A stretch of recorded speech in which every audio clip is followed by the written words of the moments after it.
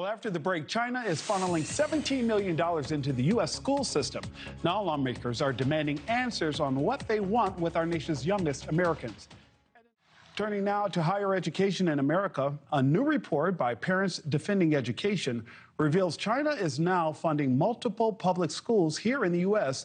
to the tune of $17 million. The money is funneled through Confucius Institutes and other cultural and language programs.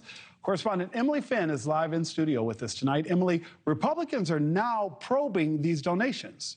Well, Nick, that's right. Our lawmakers on Capitol Hill are urging the Education Department to take a closer look at these little red classrooms, especially now with American students gearing up to go back to school in the coming weeks. We spoke with a former Defense Intelligence Agency officer who tells us this is just the latest example of the CCP trying to push their agenda on the U.S.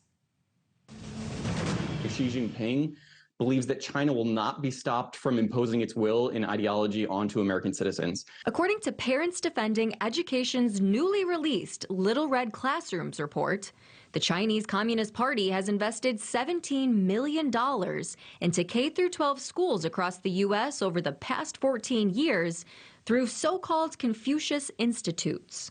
While these Confucius Institutes say their goal is to, quote, teach Chinese language and culture, Parents Defending Education claims the purpose is really to further the Chinese Communist Party's global influence. It provides an opportunity for the teachers or those who work with them to spot who might be a good candidate down the road or who might be sympathetic to their cause and try and shape the next generation that way. Confucius Institute programs have been traced to 143 school districts in 34 states.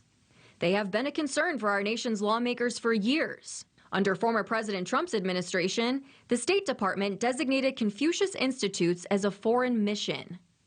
Former intelligence officer Matt Shoemaker says while many of these programs have shut down in recent years, infiltrating K-12 schools appears to be a new tactic from the CCP.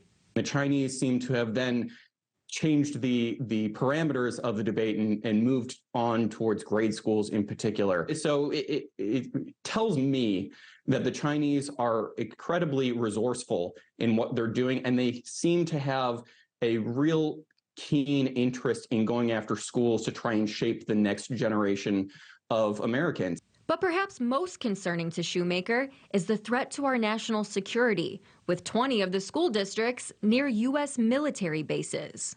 Republican Congressman Jim Banks is now urging the Education Department to take action, sending a letter to Secretary Miguel Cardona saying these programs have no place in our country, let alone our classrooms, and demanding a full audit of all K-12 funding across the country. Shoemaker tells NewsNation it's time for parents and school officials to get involved as the federal government investigates these concerning programs.